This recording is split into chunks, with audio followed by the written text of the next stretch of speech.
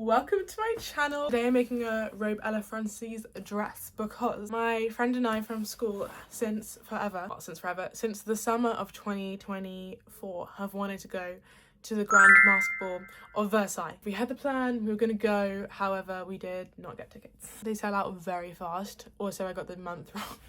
If anyone tells you they come out in January, they're lying. They come out in November. Anyways, however, we found Muse meetups run by Jacqueline. So cool. She's like organizes like events for historical girls. And I've been a bit like, I've been into period dramas and like that kind of historical thing for a while. But I don't know, I've been a bit scared of the community because, you know, a lot of like historical communities in mine are quite like historically accurate, as in white is right type thing. So I don't know, like, I wasn't sure, but Jacqueline's community is a lot of like a lot of diversity, shall I say? And it just seemed really fun and, you know, like not too serious. And so we thought, let's sign ourselves up for this ball. Initially, we were just gonna like buy dresses, rent dresses. Then Sophie went, no, let's make them. So yeah, that's what I decided to do. In the end, she chickened out of making one. So here it is. So first thing I needed to do was go get fabric. So I went to the high street, hit up all the curtains. There were some fantastic choices. I was really surprised. I thought about this yellow so hard, but I thought it would be giving like Belle maybe. I kind of regret it actually. I was just looking for something patterned and then I found this and I really love it. Orange is my favourite colour and it just really was just everything I wanted. I thought it was so pretty. However, I ended up using it for a lamp instead and I found this, which I think is even better. Okay, so on to actually making. The beginning was definitely the hardest just because I had no idea what I was doing.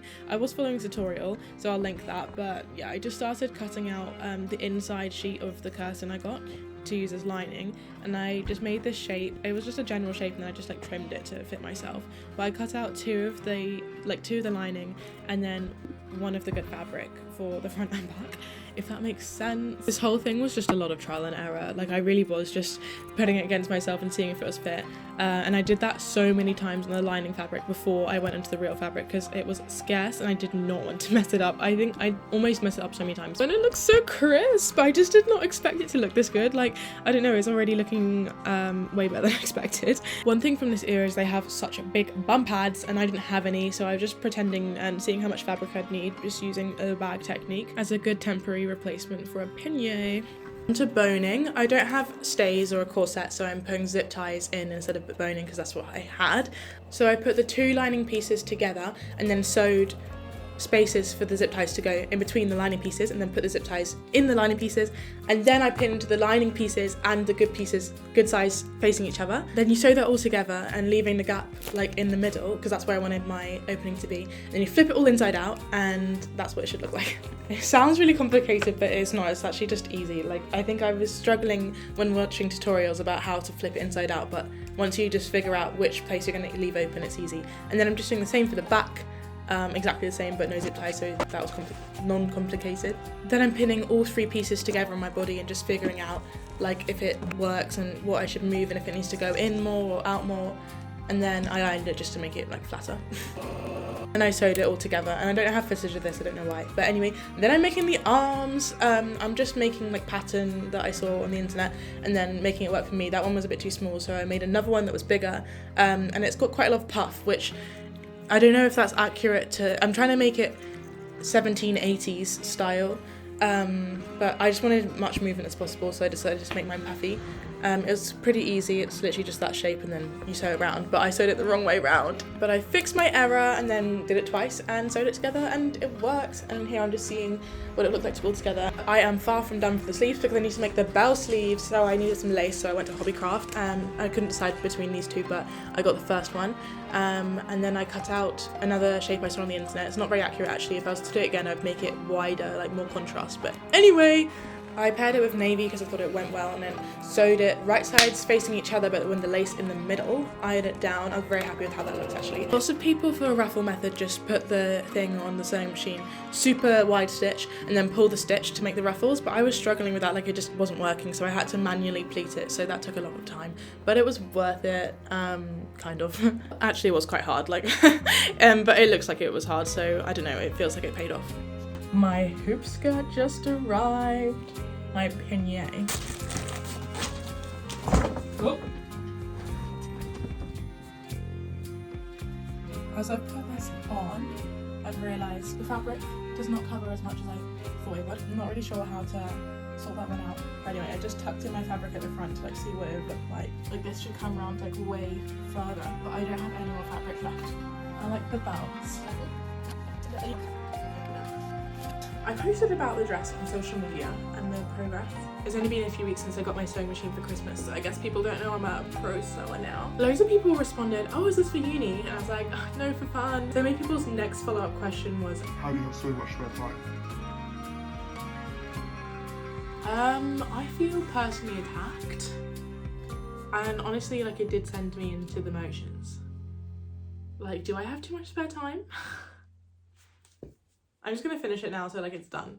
I want to get a burgundy that matches this burgundy. Grabbed a burgundy from Hobbycraft, and honestly I think it's gonna be the last time I ever use Hobbycraft because I found out about the work and play scrap store in Tooting and it's so good. You pay a membership, £35 if you're a student, then everything is free for the whole year. Anyway, sorry, I'm just finishing off the sleeve here, and then I am adding in the closing things, which I thought I'd finally do. This wasn't from the scrap store, but the guy who gave it to me for free. That's so nice. Anyways, yeah, I'm just closing it in. They've just got me this. £5. Yes, they copped. Got this. This will go for my dress. This will go with my dress. Don't do the angles, keep it on me. But you keep moving forward when I move back. I've had to take a break from sewing because I've got chilblains on my fingers. Okay, so I can't straighten this anymore. This finger, like, it doesn't like look that bad.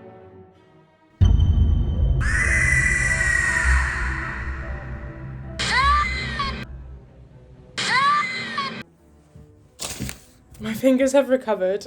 They just get fat and swell and then they just hurt.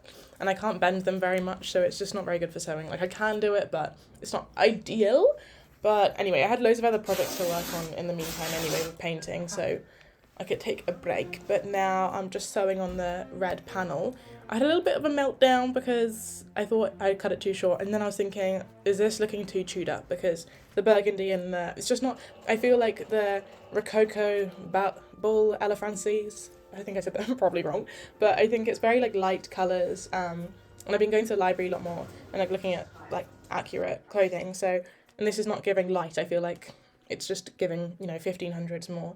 So, but whatever, it's just, it really does not matter. Like, I'm not going to wear this in front of loads of people except for ball goers, and the one I'm going to, I don't think the people are going to be, oh, that's not historically accurate. Like, I think it's just a fun little event, so, you know, whatever.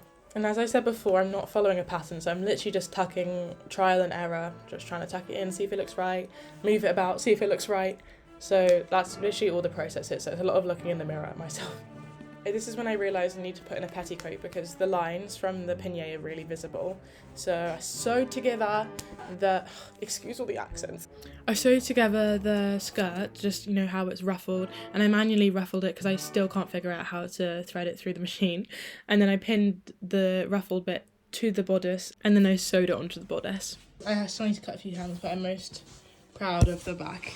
And then the basic dress is done, so I'm adding decoration. I was spending a lot of time on Pinterest because I don't want it to be boring. So I just found this pattern, like this, I don't know, it's a type of ruffle method, and I made loads of them. It took so long, but I had to sew it together and then flip it inside out so I could have like a nice seam.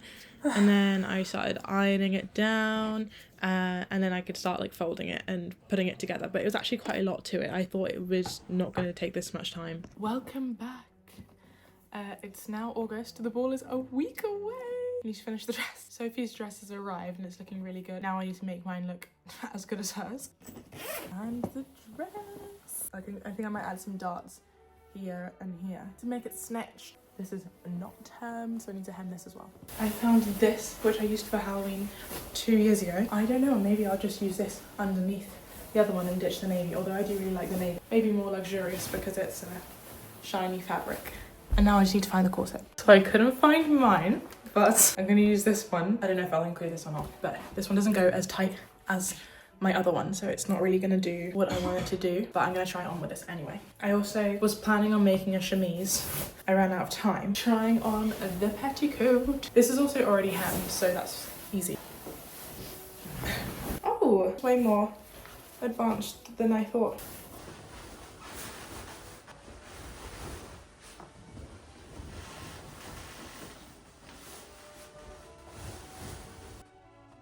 I still need to add poppers here. I think I might go with the pink.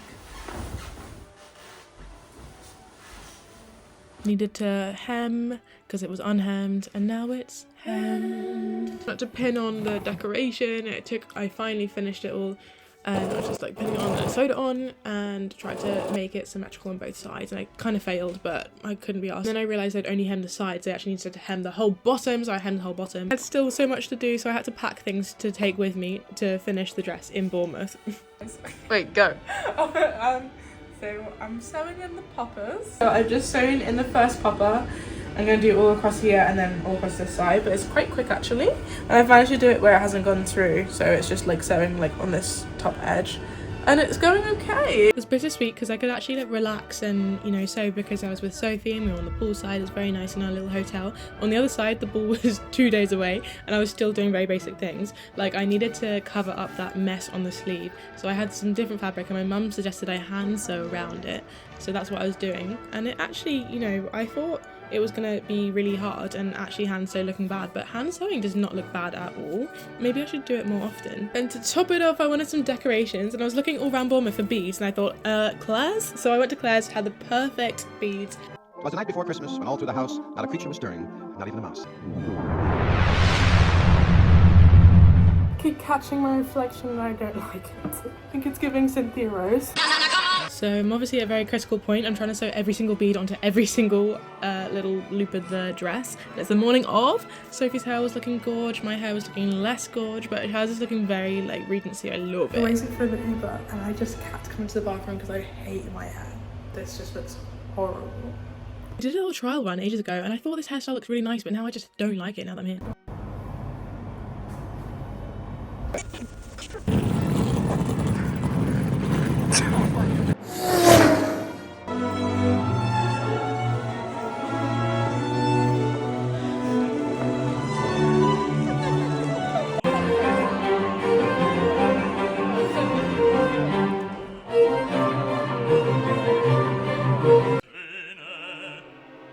No. It's no use, Joe. Joe, we gotta have it out. No, I have loved you ever since I've known you, Joe. I couldn't help it. And I tried to show you wouldn't let me, which is fine, but I must make you here now and give me an answer because I cannot go on like...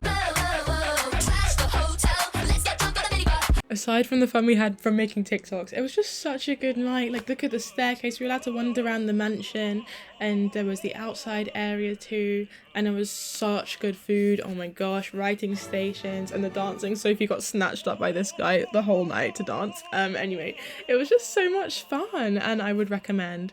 All in all, 10 out of 10, we'll do again. There's a Tudor ball coming up, so watch out for the Tudor dress tutorial vlog video that will be coming up because I'm gonna make another one. And yeah, thanks for watching. Don't forget to subscribe. Okay, bye.